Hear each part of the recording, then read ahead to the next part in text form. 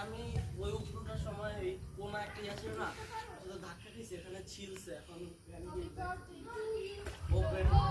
সমস্যা নাই তো ব্লিডিং হচ্ছে মানে ছিলে গেছে রক্ত দেখা যাচ্ছে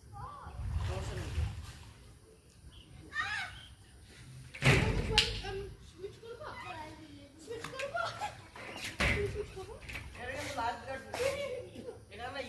এই মাঝখানে যায় না